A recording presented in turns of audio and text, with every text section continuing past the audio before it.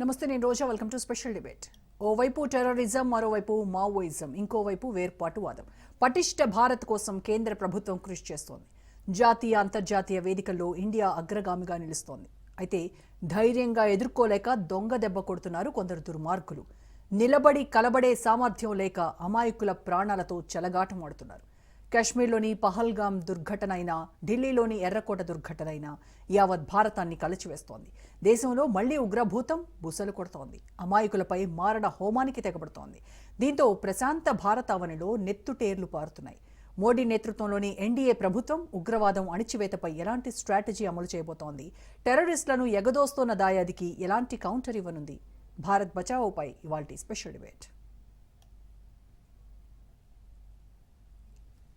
Naxalism, ఉగ్రవాదం, సీమాంతర ఉగ్రవాదం భారత్లో అస్థిరత సృష్టించి దేశాన్ని ముక్కలు చేయాలనుకుంటున్నాయి. సామాజిక ఆర్థిక అసమానతలను అరికట్టే పేరుతో మావోయిజం తన అసలు లక్ష్యాన్ని మార్చుకొని అడవుల్లో అలజడి సృష్టిస్తోంది.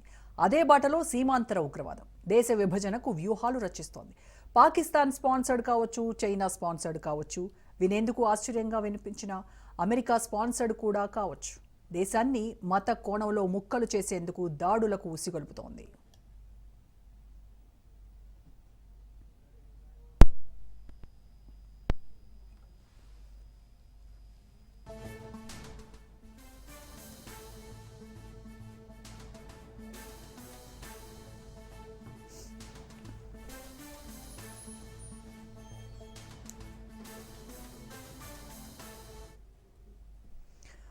ఆపరేషన్ కగార్తో దేశంలో నక్సలిజాన్ని నామరూపాలు లేకుండా చేస్తామని ప్రకటించిన కేంద్ర ప్రభుత్వానికి తాజాగా terrorism, cross border terrorism challenge విసురుతున్నాయి.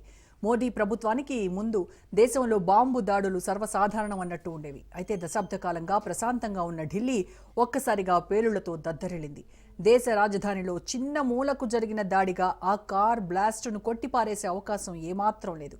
Babri మసీద్ కూల్చివేత డిసెంబర్ 6న, ఆ తర్వాత గణతంత్ర దినోత్సవం జనవరి 26న దేశంలోని పలు చోట్ల వరుస బాంబు పేలుళ్లు సృష్టించేందుకు ప్లాన్ చేశారు టెర్రరిస్టులు.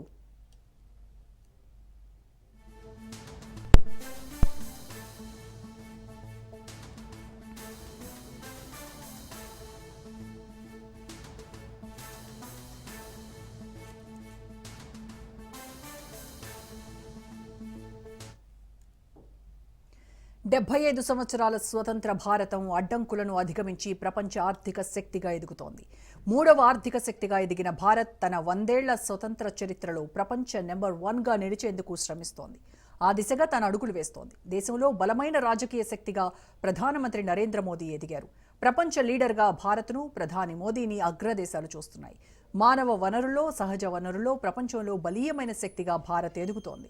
ఇండియా నుంచి విడిపోయిన పాకిస్తాన్ మనపై మత కోణంలోనే దేశంలో సీమాంతర ఉగ్రవాదాన్ని ఎగదోస్తోంది.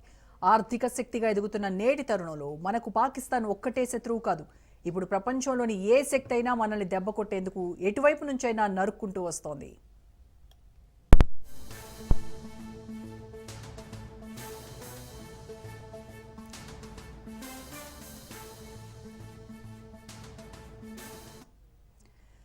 ప్రధానమంత్రి నరేంద్ర మోదీ విదేశాల్లో కుట్రకోణం మనం మర్చిపోద్దు. భారత్ లేని ప్రపంచాన్ని ఊహించలేము. అలాగే భారత్ ఎదుగుతున్న తీరును చూస్తున్న అగ్రదేశాలు మన ఉనికి లేకుండా చేసే ప్రయత్నాలు మనం మరవద్దు.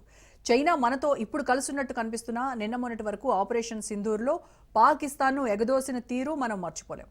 దేశంలో నక్సలిజానికి చైనా కమ్యూనిస్టులతో ఉన్న లింకుల గురించి తెలియని వారు లేరు.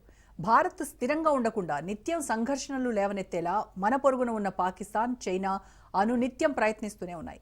అది మతమైనా కావచ్చు, రాజకీయ అనిశ్చితైనా కావచ్చు, సాంస్కృతిక పరమైన దాడుల విషయంలోనైనా కావచ్చు. పాకిస్తాన్ అనగానే ఠక్కున గుర్తుకొచ్చేది ఉగ్రవాదమే. సీమాంతర ఉగ్రవాదాన్ని మన దేశంపైకి ఎగదోసి దశాబ్దాలుగా కుట్రలు చేస్తూనే ఉంది దాయాది. జమ్మూ కాశ్మీర్లో ఇప్పటికీ ఉగ్రవాదపు ఛాయలు, ఆనవాళ్లు కొనసాగుతూనే ఉన్నాయి. సీమాంతర ఉగ్రవాదాన్ని మన దేశంపైకి ఎగదోసి దశాబ్దాలుగా కుట్రలు చేస్తూనే ఉంది. ఇప్పుడు అమెరికా అండదండలు పెరగటంతో దాయాది నిర్భయంగా ఉగ్ర పాములను పెంచి పోషిస్తోంది. FATFకు కూడా భయపడకుండా జైషే మహమ్మద్ సంస్థ తన నెట్వర్క్కు ఓ కొత్త రకం హవాలా మార్గంలో డబ్బులు పంపుతోంది.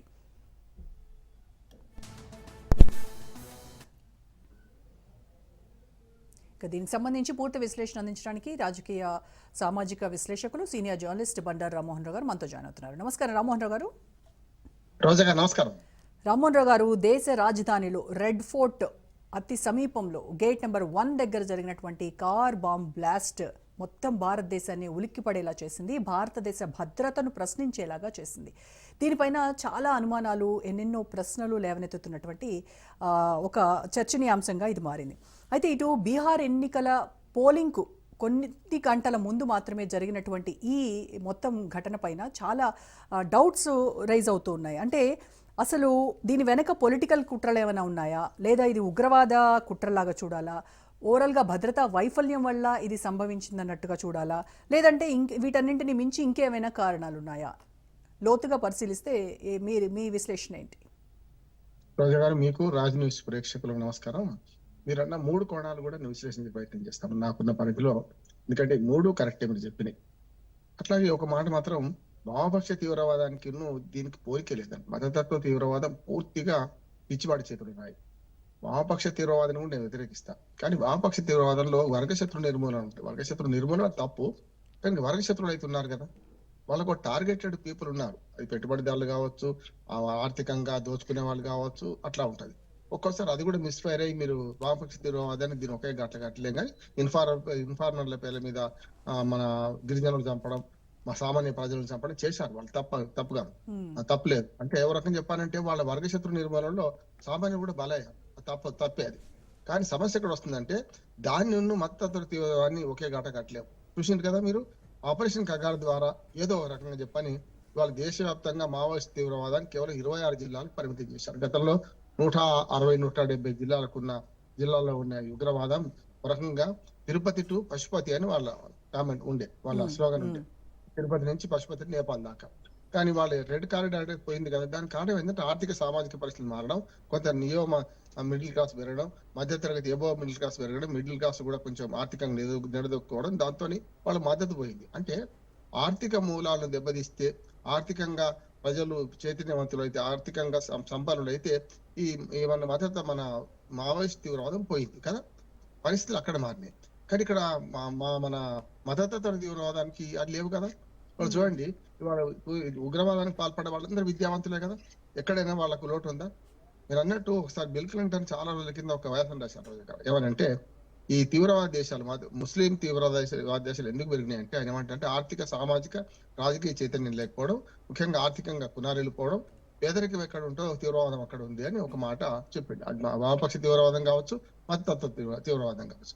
కానీ ఇక్కడ ఎక్కడి నుంచి వచ్చింది చూసింది కదా. ఇప్పుడు ఇంతమంది డాక్టర్లు, పోస్ట్ గ్రాడ్యుయేట్స్, మంచి సర్జన్స్ గా పేరొందిన వాళ్ళు, వాళ్ళందరూ కూడా ఇటువంటి దానికి పాల్పడుతున్నారంటే అర్థం చేసుకోవచ్చు కదా. అంటే మనకు ఆర్థిక సంబంధం లేదు ఈ మత తీవ్రవాదానికి. వాళ్ళ మెదడులో పిచ్చి ఎక్కించి జిహాద్ అనే ఒక మతోన్మాదాన్ని వాళ్ళ మెదడులో ఎక్కించి చేస్తున్న పని. ఇక ఇక్కడ మన దేశానికి సవాల్ ఏంటంటే, మీరు ఒక మంచి మాట చెప్పారు. గత 13 ఏళ్లుగా మనకు ఢిల్లీలో ఒక్క సంఘటన కూడా లేదు కదా. గతంలో మనకు 2008 నుంచి చూస్తే అనేక సంఘటనలు చూసాం మనం. అనేక సంఘటనలు అక్కడి నుంచి ఇక్కడ దాకా, అంటే మనకు ముఖ్యంగా దక్షిణ భారతదేశం నుంచి మొదలు పెడితే ఉత్తర భారతదేశం దాకా ఇట్లాంటి ఎన్నో జరిగినాయి మనం చూసాం తీవ్రవాద కార్యకలాపాలు. గత 11 ఏళ్లుగా కొంచెం మనం వెసులుబాటు తీసుకున్న ఊపిరి పీల్చుకుందాం అనుకుంటే ఇది పెద్ద దెబ్బ అంటున్నాడు. ఇంకొకటి రోజా గారు, మతతత్వ తీవ్రవాదానికి మన దేశమే కాదు కదా.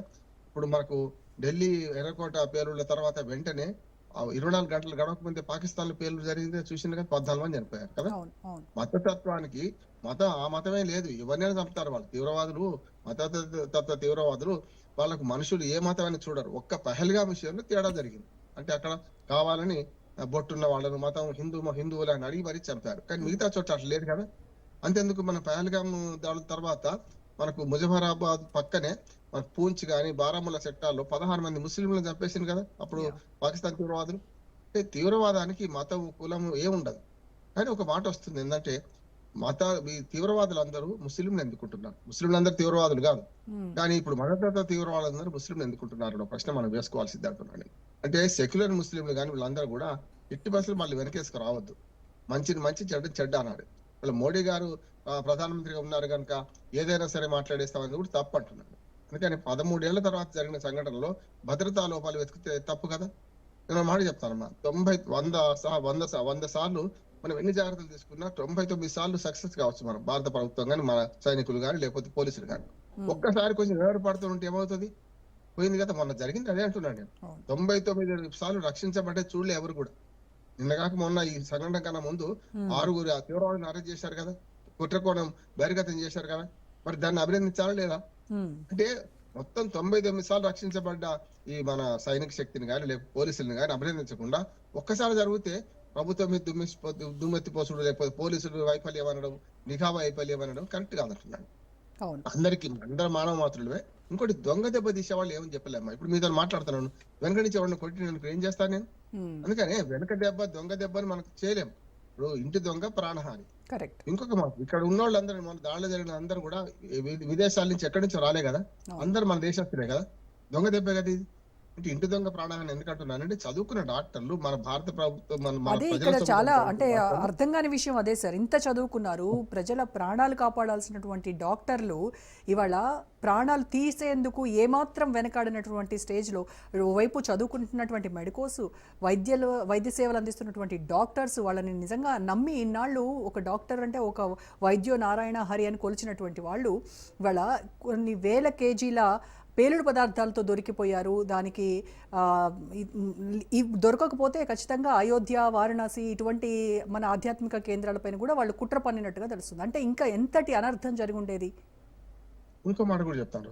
ఇప్పుడు మీరు ఆముదపు గింజల నుంచి విషపూరిత సైనడ్ కంటే ప్రమాదకరమైన విషాన్ని తయారు చేసే ప్రయత్నం చేశాడు మెడికో, చూసింది కదా మీరు. అవును. అంటే వాళ్ళ వైద్య విజ్ఞానం ఎటువైపు పోతుంది కదా, అంటే పర్వర్టెడ్ అయింది కదా. అంటే ఇప్పుడైనా బాంబు పేలులలో ఎక్కడో 10 మంది 20 మంది 50 మంది చనిపోతారు. ఇది అట్లా కాదు కదా. నీళ్ళల్లో కలిపిన లేకుంటే ఆహార పదార్థాలు కలిపిన లక్షలాది మంది చనిపోయేవాళ్ళు కదా. అది ఇంకా పెద్దది కదా. అది ఇప్పుడు ఈ స్లో పాయిజన్ లాంటిది. అది మనకి ఏం తెలియకుండా ఆహారం భుజించవచ్చు, లేకుంటే నీళ్ళని తాగొచ్చు, ఇంకేదైనా సరే. అందుకని ఏమంటున్నా అంటే ఈ మెడికోస్ ఎవరైతే ఈ శాస్త్ర విజ్ఞానం నేర్చుకున్నారో దాన్ని ఎటువైపు తీసుకుపోయినరు, లోక కళ్యాణానికి వాడొచ్చు. ఒక మాట చెప్తా, ఇప్పటికి కూడా నేను సామెత వాడుతుంటాను. కత్తితో కూరగాయలు కోయచ్చు, మిడకాయలు కోయచ్చు. కత్తి తప్పు కాదు, కోసేవాడికి తప్పు. ఇప్పుడు కొడవలికి సిగ్గుండాలి కానీ కోసేవాడికి కాదు కదా. కొడవలికి సిగ్గుండాలి కానీ కోసేవాడికి సిగ్గుండాలి కదా. కనుక ఇప్పుడు ఏమైందంటే ఆ కొడవలిని వాడుకునే పద్ధతిని బట్టి మనకు మారణహోమానిక మానవ కళ్యాణానిక తెలుస్తుంది. అందుకని ఇక్కడికి వచ్చే కన్నా ఈ మెడికో చేసిన పని ఏంటంటే ఆముదపు గింజల నుంచి ఏదైతే సైనైడ్ లాంటి ఒక పదార్థాన్ని సృష్టించిండో అది ఆ విజ్ఞానాన్ని పర్వర్టెడ్. అందుకని ఆటం బాంబు కనుక్కున్న డైనమైట్ కనుక్కున్న వాళ్ళు ఆయన కూడా ఏమన్నాడు, ఇది కనుక్కోవడం తప్పైంది అనుకుంటున్నాను కానీ నేను పశ్చాత్తాపడతలేను, దీన్ని లోక కళ్యాణం వాడుకోవచ్చు కదా, అణుబాంబును మన లోక కళ్యాణం వాడుకోవచ్చు కదా, కరెంట్ ఉత్పత్తి చేయొచ్చు, రకరకాల పనులకు ఉపయోగించుకోవచ్చు, అదే మన ప్రపంచాన్ని నాశనం చేయొచ్చు. అందుకని నేను చెప్తాను, ఎప్పుడు కూడా కత్తికి సిగ్గుండదు, కోసేవాడికి సిగ్గుండాలి. కత్తితో కూరగాయలు మిరకాయలు ఏదైనా పోస్తారు, కానీ ఏది పోస్తున్నాం అనేది ఇంగిత జ్ఞానం ప్రజలకు ఉండాలి, లేకుంటే వాడేవాడికి ఉండాలి. ఇక్కడ ఇంకొక మాట చెప్తానమ్మా. ఇటీవల ఇప్పుడు మన దేశం చుట్టూ ఒక మాట మీరు ఇంటర్వ్యూలో చాలా బాగా చెప్పారు, మన చుట్టూ ఉన్న దేశాలను మనం పగ చేస్తున్నారు, చూస్తున్నాం కదా మనం. రానటువంటి చుట్టాలను కూడా పగ చేస్తున్నారు. అపకారికి ఉపకారం నెపమైన చేయి వాడు నేర్పర సుమతి అంటే మనకు బంగ్లాదేశ్ ఎంత కృతజ్ఞత ఉండాలి. కరెక్ట్ సార్, నిజంగా అదే చాలా ఆశ్చర్యం వేస్తుంది. అసలు బంగ్లాదేశ్కి ఏం రోగం వచ్చింది, ఎంత హెల్ప్ చేసాము మనము, ఇవన్నీ మర్చిపోయిందా పాత రోజులన్నీ కూడా? ఇప్పుడు కొత్తగా భారతదేశానికి వ్యతిరేకంగా కొన్ని శక్తులను ఏకం చేస్తుంది అంటే నిజంగా షాకింగ్ గా ఉంది. అంటే దానికి కారణం రెండమ్మా. ఇప్పుడు మన దేశం చుట్టుపక్కల ఒక సామెత ఉంది ఇంగ్లీష్ లో, మన మిత్రులు మనం ఎన్నుకోవచ్చు ప్రపంచవ్యాప్తంగా. నేను రోజు 100 మందితో మాట్లాడుతాను ప్రపంచంలో, వాళ్ళందరూ నాకు మిత్రులే కానీ నా పక్కన లేరు. కానీ అదే ఇరుగు పొరుగును మనం ఎన్నుకోలేము కదా. మన ఇంటి పక్కన ఎవరు ఉండాలని, మన ఇంటి పక్కన ఎవరు ఇల్లు కట్టుకుంటారో మనం చెప్పలేము. ఇదే అంతే, మన దేశం పక్కన ఏళ్ళు ఏవైతున్నాయో, ఇప్పుడు మనకు దేశం ఏం చెప్తాం, ఆసేతు హిమాచలం అంటాం, కన్యాకుమారి నుంచి కాశ్మీర్ దాకా, ఉత్తరాన హిమాలయాలు, దక్షిణాన హిందూ మహాసముద్రం, తూర్పున మనకు బంగాళాఖాతం, దక్షిణ మన పడమట్ల అరేబియా మహాసముద్రం అంటాం. కానీ అది కాదు. ఇవాళ ఈ 7 దేశాలు చుట్టూన్నాయి. పాకిస్తాన్ ఎప్పుడు శత్రు దేశమే మనకు కదా. ఆఫ్ఘనిస్తాన్ కొంచెం కలిసి ఉంటది. సరే, మనకు ఆఫ్ఘనిస్తాన్ చేసిన ద్రోహం చాలా పెద్దది, కానీ వాళ్ళకు కూడా ఉపకారం చేసిన, వాళ్ళ పార్లమెంట్ భవనం కట్టించినాం. అట్లాగే బంగ్లాదేశ్ సంగతి చెప్పాల్సిన అవసరం లేదు మీకు. వాళ్ళ దేశాన్ని ఒక ఉనికి కాపాడినాం. తూర్పు పాకిస్తాన్ కాక కనుక బంగ్లాదేశ్ గా ఆవిర్భవించి వేలాది మంది సైనికులు మన వాళ్ళు చనిపోయారు. అప్పుడు 93,000 బందీలను పట్టుకొని పాకిస్తాన్ విడిచిపెట్టినాం, మన పాకిస్తాన్ సైనికులు విడిచిపెట్టినాం మనం. అట్లాగే శ్రీలంకకి ఎంత సాయం చేసినా చూసింది కదా. శ్రీలంక వల్లనేమో రాజీవ్ గాంధీ పోగొట్టుకున్నాం. ఇవాళ ఖలిస్తాన్ ఉద్యమంతో మన ఇందిరాగాంధీ గారిని కోల్పోయినాం మనం. అట్లాగే ఆఖరికి మాల్దీవ్స్ కి ఏం పుట్టింది, మాల్దీవ్స్ కూడా వాడు మన చైనా మాట విని మనకు తోకజాడించిండు. ఒక మంచి బుద్ధి చెప్పిన వాళ్ళకి ఏమనంటే, మీ మాల్దీవ్స్ రాకుండా మన వెళ్తుంది, మాకు లక్షద్వీప్ ఉన్నది, అంతకంటే అద్భుతమైన దీవులు మాయి అని అన్నాక 3 లక్షల టికెట్లు క్యాన్సిల్ అయింది ఈ సంవత్సరంలో మాల్దీవ్స్ వేయాలి. మనం ఇప్పుడు ఎక్కడ కీలేరికి వాత పెట్టాడు మన మోడీ గారు, లేకపోతే వాళ్ళు పెట్టేగిపోయి ఇప్పుడు ఏమైంది కాళ్ళ బేరాడికి వస్తున్నారు. అది అందుకని ఆర్థికంగా చాలా పెద్ద దెబ్బ దానికి. అవును, ఇప్పుడు భూటాన్ నిన్న వెళ్ళారు కదా, నేపాల్ లాంటి దేశం కూడా తోకజాడించింది మనం చూసినాం కానీ. కానీ చైనా మాటలు నమ్మి చైనాతోని ఎవరు అంటగా అవుతున్నారు వాళ్ళని దేశాలు కునాలిపోతే నాశనం అయిపోతున్నాయి. శ్రీలంక అంతే, బంగ్లాదేశ్ అంతే, నేపాల్లో ఏం జరిగింది చూసిండే కదా. ప్రజా విప్లవం వచ్చిందా, జంజడి విప్లవం కానీ ఏదైనా ప్రజలు తిరగబడ్డారు కదా. ఆఖరికి మాల్దీవ్స్ లో కూడా విప్లవం వచ్చే పరిస్థితి వచ్చినప్పుడు మనకు వెంటబడ్డారు. అట్టేందుకు మనకు బర్మా కాదు, మా పాతకాలం కానీ బర్మా అంటారు. మయన్మార్ లో ఏమైంది, ఇప్పుడు సైనిక పాలన ఉంది, ఏమైతుంది చూస్తున్నాం కదా. అన్నిటికంటే నాకు బంగ్లాదేశ్ అధ్యక్షుడు ఇప్పుడున్న తాత్కాలిక మన సలహాదారు అధ్యక్షుడు యూనస్ మీద మంచి గౌరవం ఉండే గతంలో. ఎందుకంటే ఆయన సహకార రంగంలో బ్రహ్మాండమైన పనిచేసిండు, సహకార రంగాన్ని బాగా డెవలప్ చేసిండు, ప్రపంచవ్యాప్తంగా సహకార రంగాన్ని ఒక మంచి ఊపు తీసుకొచ్చిండు అని పేరుండి నేను 2-3 వ్యాసాలు రాసిన ఆయన మీద. కానీ ఇటీవల ఆయన చర్యలు చూస్తుంటే ఇంత అధ్వానమైన మనిషిని మన కీర్తించింది అనిపిస్తుంది కదా. ఇప్పుడు అచీనా వచ్చి మన భారతదేశంలో ఉంటుంది. అందుకని ఈ ఉగ్రవాద దాడులకు మనం రోజు ప్రతిరోజు పరీక్ష, ప్రతి క్షణం జీవగండం అంటున్నాం. అంటే ప్రతిసారి కాపాడుకుంటున్నాం మనం, కానీ దొంగ దెబ్బ తీసేవాడిని ఎంత చేయడం కష్టమే అంటున్నాను నేను.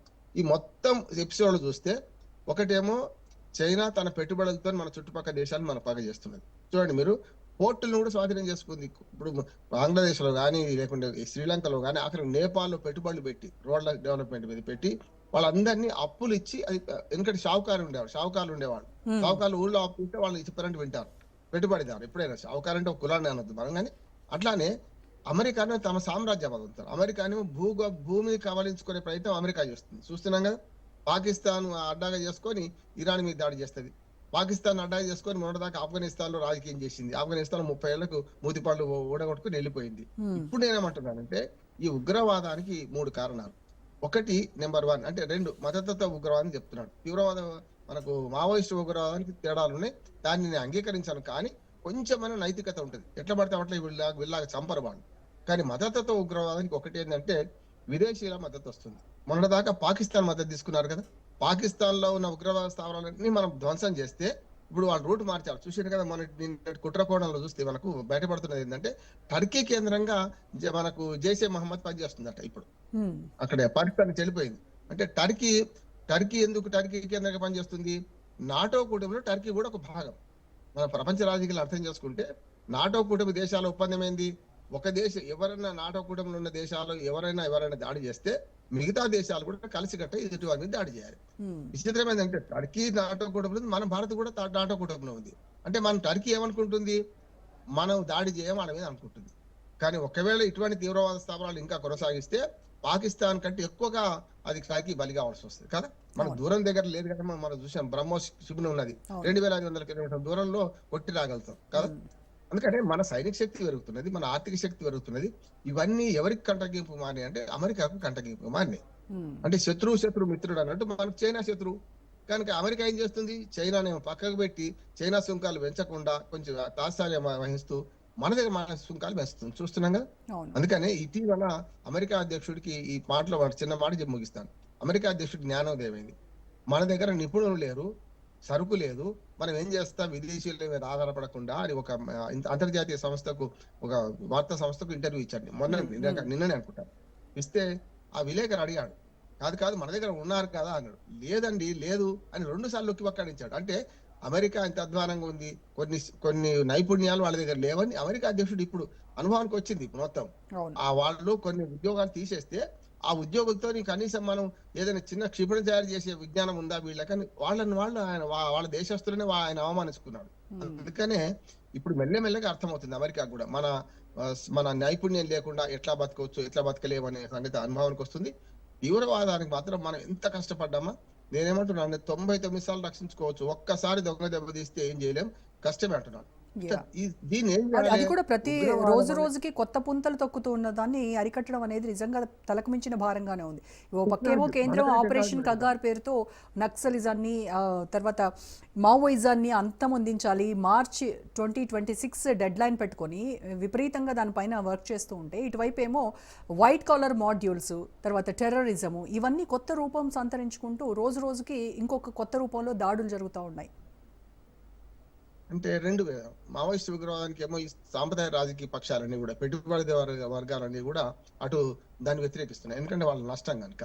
దానివల్ల ఆపరేషన్ కాగారో ఇంకేదో ప్రయత్నం చేసి వందలాది మంది నేరేస్తున్నారు. ఈ స్లీపర్ సెల్స్ ఏం చేస్తాం మనం? మద్దతుతో ఉగ్రవాదంలో రాజకీయ సంతుష్టీకరణ చర్యలు అంటున్నా నేను. ఏ ప్రతిపక్షమైన ఏదైనా సరే భారతదేశాన్ని ఉనికిని ప్రశ్నించే తీవ్రవాదాన్ని ఎట్లా ప్రోత్సహిస్తున్నారు వీళ్ళు?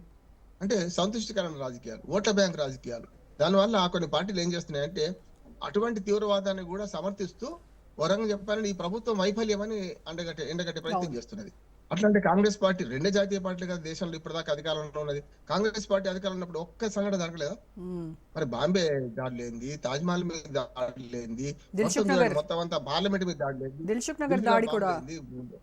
హైదరాబాద్ 3 బాంబు వెళ్ళాయి. దిల్సుఖ్ నగర్, గోకుల్ చాట్, లుంబిని పార్క్, ఇవన్నీ అప్పుడే కదా. అంటే దేశవ్యాప్తంగా నేను 12 చెప్తాను. దేశవ్యాప్తంగా 12 జరిగినప్పుడు మాత్రం ఇది మా ప్రభుత్వం వైఫల్యం కాదు, ఇది ఒకటి జరగని ప్రభుత్వ వైఫల్యం అంటున్నారు. నేను స్పష్టంగా చెప్తున్నాను, కేంద్ర ప్రభుత్వంలో ఎవరున్నా సరే ఇటువంటి దొంగ దెబ్బను తట్టుకోవడం కష్టము. కానీ ఆపరేషన్ కగారు పేరు మీద మావోయిస్ట్ తీవ్రవాదిని అణిచేస్తున్నా అంటున్న ఈ ప్రభుత్వమే ఈ తీవ్రవాదం అణిచేయాలి. కానీ ఈ తీవ్రవాదం అంత చిన్నది కాదు. మెదడు ఇప్పుడు దాన్ని ఖాళీ మనసులో దయ్యాలు కూర్చుంటాయట. ఇప్పుడు జరిగింది అదే. నేనంటే వీళ్ళందరూ కూడా మతతత్వ తీవ్రవాదాన్ని అణిచారంటే ఒకటి అంతర్జాతీయంగా కృషి జరగాలి. ఇప్పుడు 9/11 మనకు అక్కడ చూసాం కదా, మనకు అమెరికాలో ట్విన్ టవర్స్ ఏమైంది? అసలు ఉగ్రవాదంతో నష్టపడని దేశం ఏదైనా ఉంది అంటారా?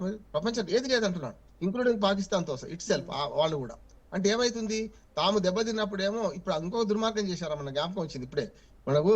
మన షానవాజ్ మన ఏమంటున్నాడు, మన ప్రధానమంత్రి, మన పాకిస్తాన్ ప్రధానమంత్రి అధ్యక్షుడు ఏమంటున్నాడు, మొన్నటి దాడి పాకిస్తాన్ జరిగింది మనమే కారణం అంటున్నాం. అంటే బట్టగాల్సి మీద వేస్తే మనం కడుక్కోవాలి, లేకుంటే రంగు చల్లితే మనం కడుక్కోవాలి, అంతే కదా. అందుకని ఏమంటారంటే ఎలుకల నిర్మూలనకు ఒక పొలం యజమాని మాత్రమే ఒక్కడే చర్య తీసుకుంటే ఎట్లా పోవో, ఎలుకల నిర్మూలన సామూహిక ఎలుకల నిర్మూలన చేయాలి, అంటే చుట్టుపక్కల పొలాల్లో కూడా చేయాలి. అట్లాగే ఉగ్రవాదానికి ఒక భారతదేశమే కట్టుబడి భారతదేశమే ఒక రకంగా ఉగ్రవాద చర్యలకు ఆటంకం పరుస్తా అంటే కష్టం అంటున్నాను. పక్కన పాకిస్తాన్ బొరే ఉన్నది, అటు చైనా ఉన్నది. చైనాకి ఏమో సేఫ్ సైడ్ ఏంటంటే వాళ్ళు ఉగ్రవాద పాలన పడతలేరు. ఇప్పటికి కూడా చైనాలో ఉగ్రవాద ముస్లింలు ఉగ్రవాదం చేస్తలేరు. వాళ్ళ భయం వాళ్ళకున్నది, వాళ్ళ స్నేహం వాళ్ళకున్నది, రెండు ఉన్నాయి, భయం ఉన్నది, స్నేహం ఉన్నది. కానీ అమెరికాతో సహా అగ్రరాజ్యాలన్నిట్లలో ఉగ్రవాదం నడుస్తుందా లేదా? అంటే ఏం చేయాలి? మాదక ద్రవ్యాల నిర్మూలన గాని, మతతత్వ ఉగ్రవాద నిర్మూలన గాని, ఇటువంటివన్నీ సామూహికంగా అన్ని దేశాలు కలిసి పనిచేయాలి. బాధపడ్డ దేశాలు, భంగపడ్డ దేశాలు అన్ని ఒకటే. ఐక్యరాజ్య సమితి పనిచేస్తలేదు. నా ఉద్దేశం ఏంటంటే ఐక్యరాజ్య సమితి బదులు ఇంకొక ఏదో కొత్త సమితి రావాల్సిందే. అప్పుడు ఈ దేశాల ఐక్యరాజ్య సమితి పనిచేయడం ఎప్పుడో మానేసింది కదా సార్. ఇన్ని యుద్ధాలు ఎందుకు జరుగుతాయి, ఎందుకు జరుగుతాయి అంటే ఐక్యరాజ్య సమితిని మనకు కంట్రోల్ చేసుకుంది ఎవరు? వాళ్ళ అమెరికా. అమెరికా లేకపోతే చైనా. కోవిడ్ అప్పుడే ఐక్యరాజ్య సమితి చేసే పని ట్రంప్ చేసేస్తున్నాడు, ఆయన యుద్ధాలు ఆపేస్తున్నాడు కదా. ఇంకా గతంలో మొదటి ప్రపంచ యుద్ధం వచ్చినప్పుడు నానాజాతి సమితి, లీగ్ ఆఫ్ నేషన్స్ వచ్చింది. అది కేవలం 25 ఏళ్ళకి ముసలిది అయిపోయింది. సరిగ్గా 45 కల్లా రెండో ప్రపంచ యుద్ధం రాగానే రెండో ప్రపంచ యుద్ధం ఆపలేకపోయింది ఈ నానాజాతి సమితి అని. అప్పుడు మన యుఎన్ కూడా పెట్టుకున్నాం. దానిలో ఏమైంది, ఈ అగ్రరాజ్యాల పెత్తనం పెరిగిపోయింది. 5 దేశాలకు వీటో పవర్, ఒకటి వీటో చేస్తుంటాడు, ఎవరి ప్రయోజనాలు వాళ్ళవి. అట్లా అధీన విదేశాంగ విధానం ప్రకారం చూస్తే మనం మెల్లమెల్లగా 3వ ప్రపంచ దేశాలు మేల్కొంటున్నాయి.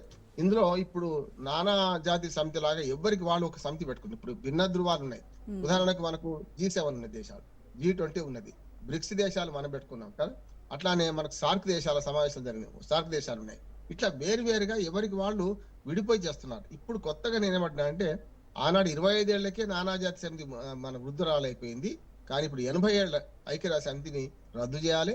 మళ్ళీ కొత్తగా ఎలాంటి వీటో పవర్ లేకుండా కొత్తగా ఒక ఐక్యరాజ్య సమితి లాంటి సంస్థ ఏర్పడినప్పుడు మాత్రం కొత్తగా చేయగలుగుతుంది. అది కూడా ఈ దేశాల మధ్య పోరాటాలు ఆపగలుగుతామో కానీ, దేశాల యుద్ధం కొంత ఆపగలుగుతుందేమో కానీ, ఈ మతతత్వ తీవ్రవాదాన్ని కూడా ఐక్యరాజ్య సమితి ఆపలేదు కదా. అందుకనే అందరూ బాధితులమే. అందరూ వాతావరణం గురించి మాట్లాడతాం, ఎవరు ఏం చేయరని ఇంగ్లీష్ లో సామెత ఉంది. ఇది అంతే. అందరూ ఉగ్రవాదం గురించి మాట్లాడుతున్నాం, అందరూ మాదక ద్రవ్యాల గురించి మాట్లాడుతున్నాం, కానీ ఎవరు ఏం చేస్తలేం కదా. అందుకనే భారతదేశం ఒంటరి కాదు, ఖచ్చితంగా మన దేశం పట్ల సానుభూతి ఉన్నది, అందరూ కూడా చేస్తున్నారు. పైకి లిప్ సింపతి చూపెడుతున్నారు. అసలైన సహాయం చేసడానికి ఏ దేశం ముందుకు వస్తే అంటే నాకు ఇప్పటికీ రష్యా మీద నమ్మకం ఉన్నది. ఆనాడు అలీన విదేశాంగం పాటించిన మొట్టమొదటి మన ప్రధానమంత్రి నెహ్రూ నుంచి వాళ్ళ మోడీ వరకు ఎంతమంది ప్రధానమంత్రులు మారినా మధ్య బీజేపీ ప్రభుత్వాలు వచ్చిన వాజ్పేయి గాని, మోడీ గాని కొంచెం అమెరికాతో ఎక్కువ సన్నిహితంగా ఉన్నారు, దెబ్బతిన్నారు కూడా కదా. 2 సార్లు చూడండి, అమెరికాతోని సన్నిహితంగా ఉన్నప్పుడు అప్పుడు కార్గిల్ యుద్ధం వచ్చింది కదా. ఇటు పక్కన ఇప్పుడు మన సింధూర్ ఆపరేషన్ సింధూర్ చేయాల్సి వచ్చింది. కనుక అమెరికా నమ్మదగ్గ మిత్రువు కాదు, ఎన్నడూ కూడా శత్రువు కాని మిత్రువు వాడు. ఇటు పక్క చైనానేమో నమ్మదగ్గ శత్రువు కనుక దూరం ఉంటాం. రష్యా మాత్రం మనకి ఇప్పటికి నమ్మదగ్గ మిత్రువు. దాని నుంచే మనం కొంతవరకు నేర్చుకుంటాం. మన భారత ప్రధానమంత్రి మీద జరగబోయే కుట్రను, హత్యా ప్రయత్నాన్ని అడ్డుకున్నది కూడా ఆయనే అంటున్నారు. తేలుతుంది కొన్ని విషయాలు అప్పటికప్పుడు బయటపడాయమ్మా. కొన్నిసార్లు ఏమైంది అంటే కుట్ర కూడా ఎప్పుడు ఇంకో 20 ఏళ్ల తర్వాత ఎవరో ఆత్మకథ రాస్తారు, ఎవరో ఇది జరిగింది రాస్తారు, అప్పుడు బాగా బయటపడుతుంది అంటున్నాను నేను. ఏదేమైనా మతతత్వ ఉగ్రవాదాన్ని మనం అందరం ఖండించాలి. ఏ దేశం అయితే దానికి సహకరిస్తుందో వాళ్ళు కూడా ఈ మతతత్వ ఉగ్రవాదానికి బలిగా. మతతత్వ ఉగ్రవాదం ఇప్పుడు కొత్త రూపు సంతరించుకుని, అంటే ఈ తీవ్రవాదంలోకి ఎప్పుడూ ఉగ్రపాముల్ని పెంచి పోషించేటువంటి పాకిస్తాన్ ఇప్పుడు సరికొత్తగా ఆడవాళ్ళని, మహిళల్ని కూడా ఈ దీనిలోకి లాగి వాళ్ళకు కూడా స్పెషల్ ట్రైనింగ్ ఇచ్చి వాళ్ళకు ఒక ప్రత్యేక విభాగాన్ని కేటాయించి జమాత్ ఉల్ మోమినాత్ అనేటువంటి ఒక వింగ్ ఏర్పాటు చేసి దానికి మొన్న పట్టుబడిన ఈ డాక్టర్ షాహీన్ ఎవరైతే ఉన్నారో ఆమె యాక్టివ్ రోల్ పోషిస్తూ నార్త్ ఇండియాలో ఈ కార్యకలాపాలన్నీ కూడా